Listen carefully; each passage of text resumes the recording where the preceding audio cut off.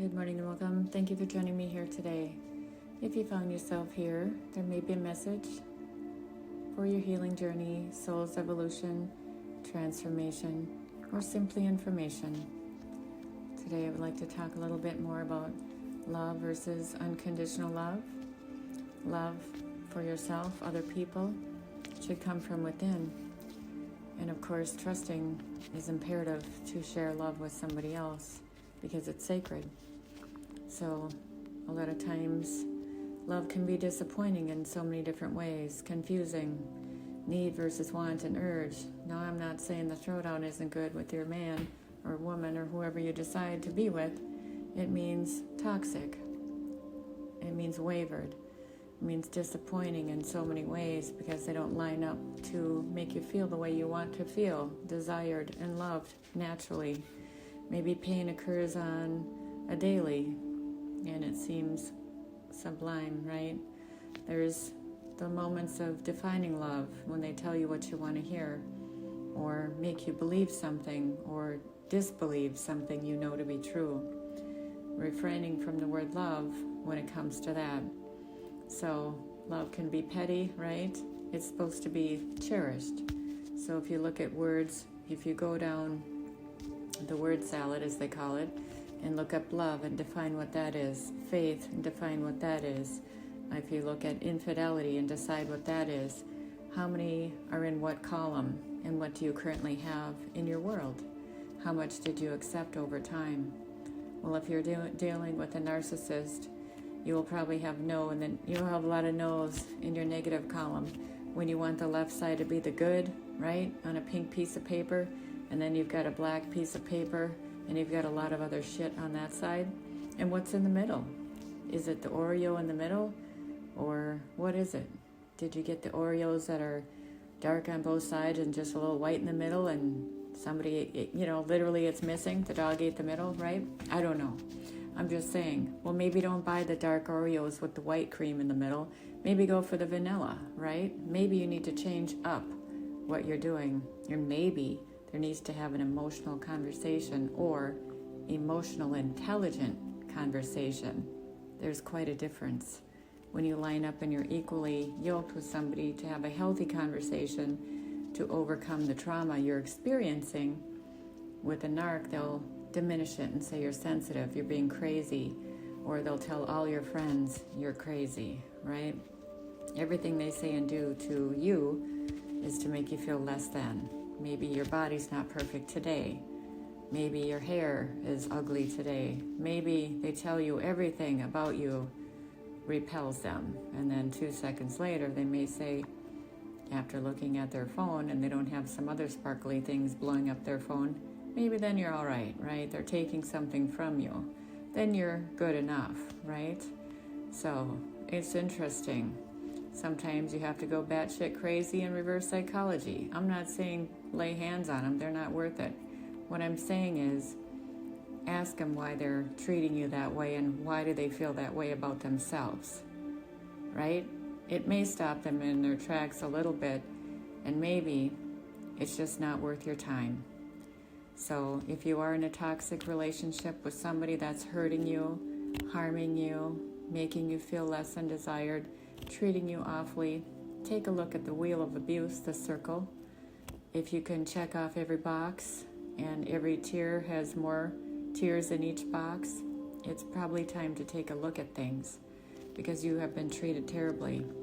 And sometimes if there's unhealed trauma from childhood, maybe that's why. It's time to heal, and it's okay to say, you know what, I'm ready. I'm ready to step in to myself and be authentically, emotionally ready to release and unpack the trauma. Because it wasn't your fault if you're a child. You had no clue what was happening. You just knew intuitively it wasn't right. And you couldn't call your parents or whoever did this to you out, right? Because you're children. You were in an unsafe situation. And that's not healthy. But maybe you brought it up to somebody else. Maybe you got to visit your friends or grandparents or whatever, and you tried to discuss it. And they just didn't want to hear it. It was old school style of dealing with things. it'll just go away, suck it up. Or children are seen and not heard, or don't cry. Nobody should cry. That's ridiculous. Well, I'm here to say you're wrong. All parents that tell their people that, kids and whoever, even the dogs, it is okay to cry. Hell yes, cry whenever you feel like it, because it cleanses your soul and it validates yourself. Yes, your sacred self, and that inner child that says, who is there for me to love? Why can't I be loved? Why do I have to act a certain way to receive love? And why, if I'm telling my story and asking for love, am I going to get hurt? These are very twisted ways that children grow up. Why is that? Because sometimes it's old school and just because, or that's the way it is, or you did this and you did that. And then you grow into relationships that treat you the same way.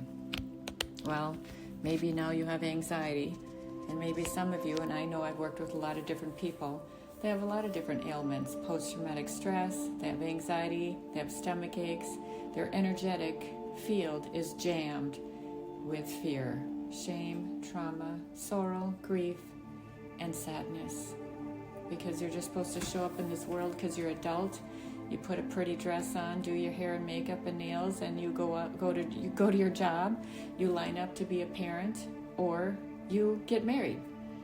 But somehow, similar things keep happening. Well, it's okay to identify those things and say, yes, I matter, and talk to your person about it. And if you can be vulnerable, that is a sign of strength. It really is.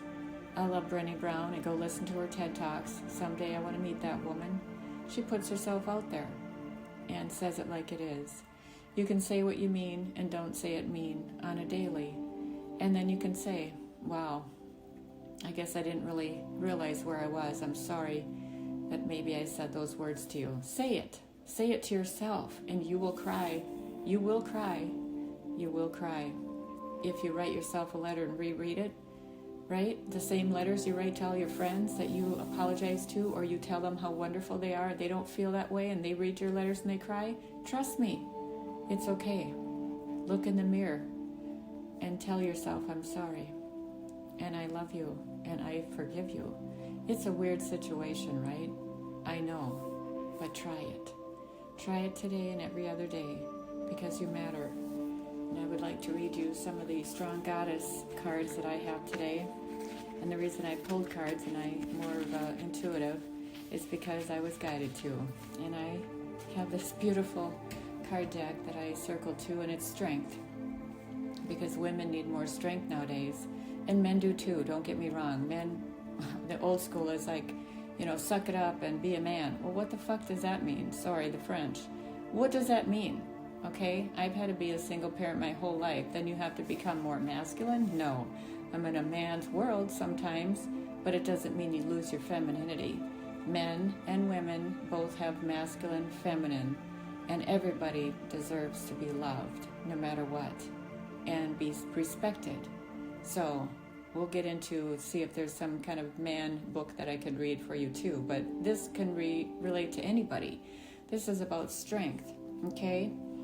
And it encourages you to embrace your inner radiance and shine. Man or woman, we'll go with that. Your light upon the world matters, and your abundance matters, right? Celebrate your life. Remember that you have to have hope for your healing journey, and maybe you are the ray of hope in your own world, and you bring unconditional love to people. So seize the moments and watch the people who you hug, or they hug you, and how it feels. What resonates, right? And what do you protect? And sometimes you have to find the courage in life's challenges and the strength to rise above, right? Doesn't that give us goosebumps? It does me. Rise above, and I will rise. Go read those poems. Every time I do, I cry, and I get a different message. Thank you, Maya. Yes, and put some respect on it. Thank you, Aretha. Get it, girl. What I have to say to you is, be the phoenix rising, and rise above. Rise above all adversity. And yes, you can. That's what I have to say to you. The goddess within you represents the fierce and protective aspects of femininity.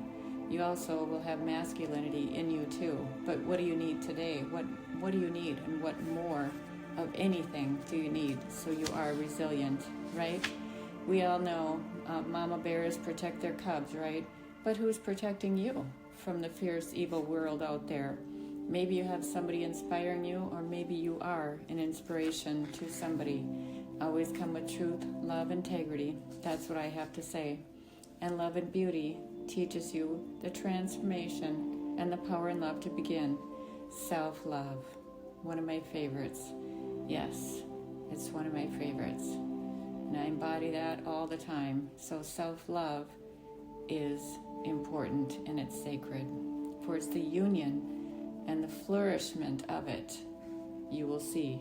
The passion and desires will play out, guiding you to be at force with the world, and you'll have meaningful connections with others, right?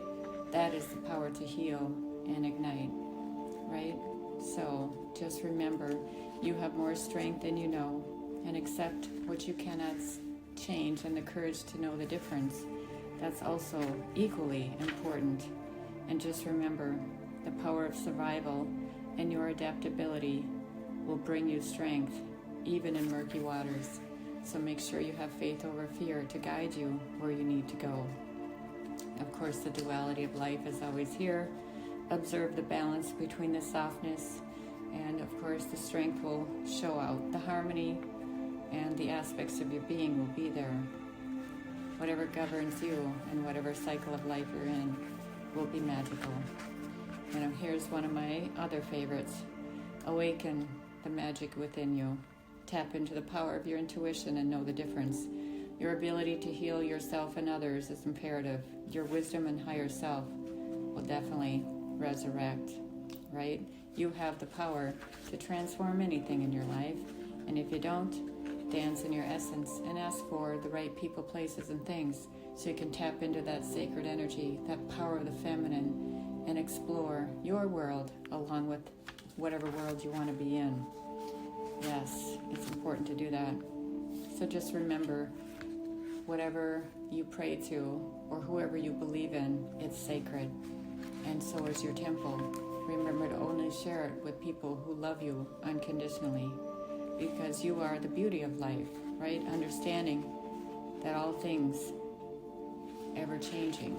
It's ebb and flow of life. And just remember, you are the essence of your temple. So for today, I want you to dance in your sacred energy, be creative, laugh, and if you are crying, hallelujah. Vulnerability is a sign of strength, and I honor you. Embody the essence, right?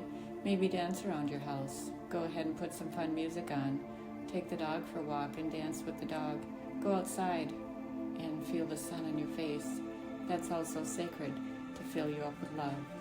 So I hope this helps today. Just remember to honor you, your sacredness, embody the strengths that you have, and inspire somebody else to do the same. Take care of you, because you matter. And so it is. Namaste.